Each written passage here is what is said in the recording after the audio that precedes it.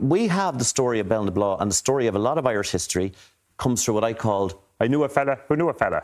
That's it. Where people literally just, it's hearsay. Some fellas say, I mean, with Belnablaw, the only people who said they saw anything at Belnablaw weren't at Belnablaw. And the people who were at Belnablaw didn't see what happened. Okay. So it's an extraordinary story of how this story of Michael Collins' death was put together.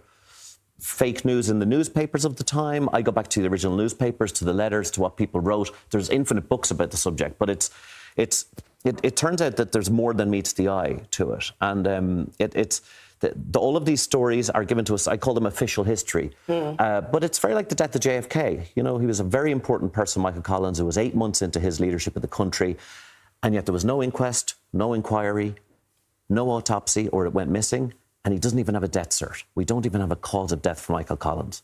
Are you serious? All of these things are completely, you can't find them.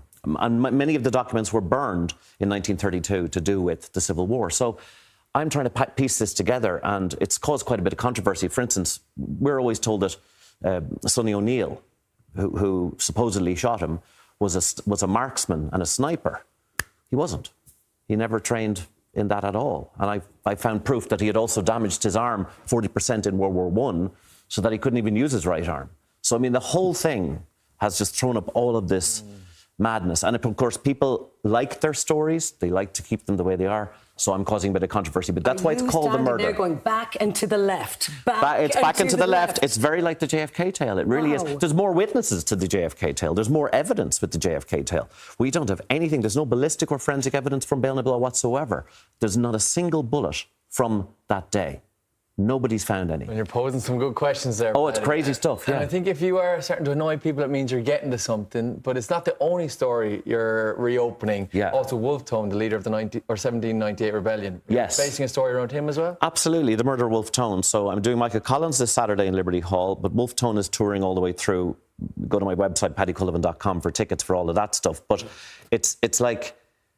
Wolfe Tone is another story. Supposedly he did away with himself in prison or attempted on his own life and then lingered for 8 days and died. But he had no visitors. He had nothing. I found out that any letters he wrote during that week were fake and that he couldn't have written them because he was in a straitjacket. There's loads of evidence. I mean, it's 25 years since the Good Friday Agreement, which is then 225 years since 1798. So his message was incredible, of uniting Protestant, Catholic and dissenter and all of these things. He himself was a Protestant, as were all the United Irishmen. But in a sense, they wanted to actually besmirch him by making it out like he had attempted to take his own life.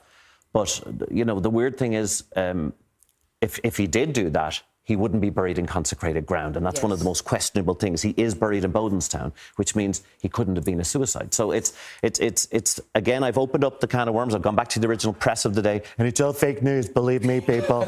Sorry to sound like Donald Trump here, but it's fake news, lying news media, people, believe me.